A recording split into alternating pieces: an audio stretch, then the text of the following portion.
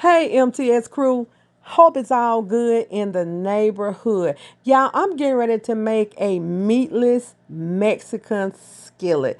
This is going to be good, y'all. I am using, here are my seasoning, taco seasoning, tricolor peppers, uh, onion.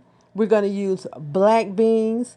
We're going to use cheese. Now, you can use corn in this dish if you want to, but the main thing that I love in this dish is the rice cauliflower. It tastes like rice. It's delicious, and I got the herb and garlic. You can buy this cauliflower from Aldi's.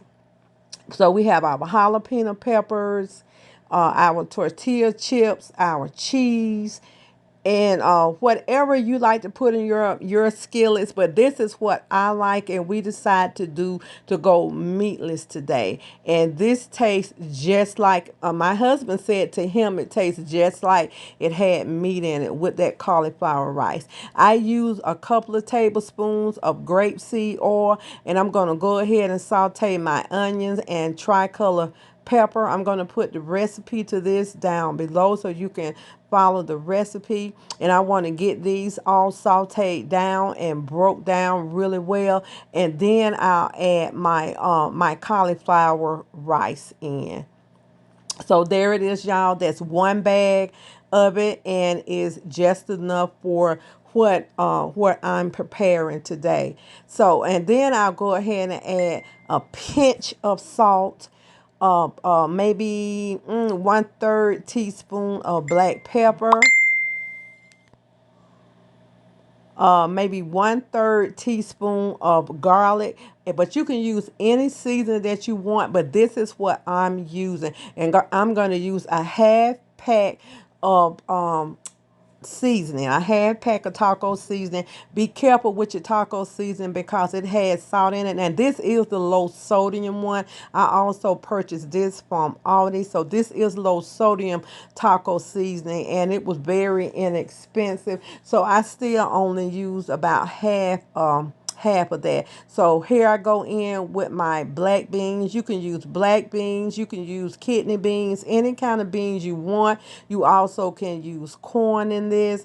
You can use anything that you want, but this is definitely my recipe. And I'm going in with 2 tablespoons of salsa. You can add more if you want it, but I didn't want anything to be too spicy. So here it is. It's ready to go. It's all mixed up. It's not watery. It's pretty much dry, and that's the way I want it. So I'm going to go ahead and get this ready to go on top of my chips. So what I did with my tortilla chips, I took and crunched them up and put the tortilla chips down on the skillet first. Now, what you can do once you put your tortilla chips down on your skillet, you can go ahead and either put you some cheese down there, or you can go ahead and put some salsa down there. So I didn't want to use, like I said, a whole lot of that salsa because it's kind of spicy, and this is the mild, and it was still a little bit spicy. But for you guys who love the spicy, I would say go for it. So I'm just packing each skillet with this mixture, y'all, and it smells so good. It smells so good. It has the whole kitchen smelling good.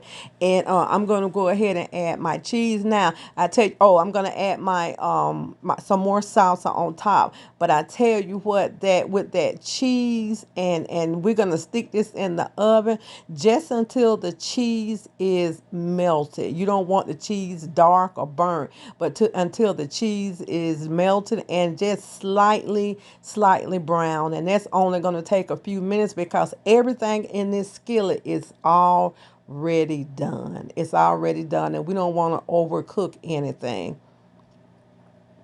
And I purchased these little skillets. They are so cute. I purchased them a while back, and every time I find these little skillets, I always buy them because they are really good for desserts. Now, this is a serving for 3.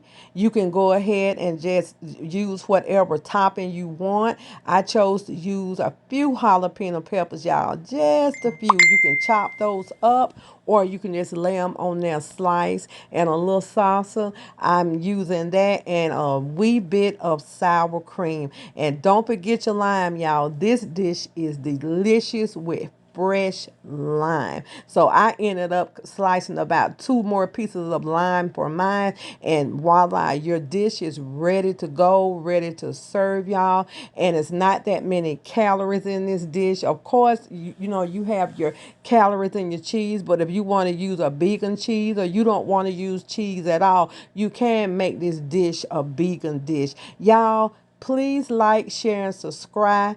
Like, share, and subscribe. And y'all share my video out. I would appreciate it. I love y'all, and God bless. Enjoy.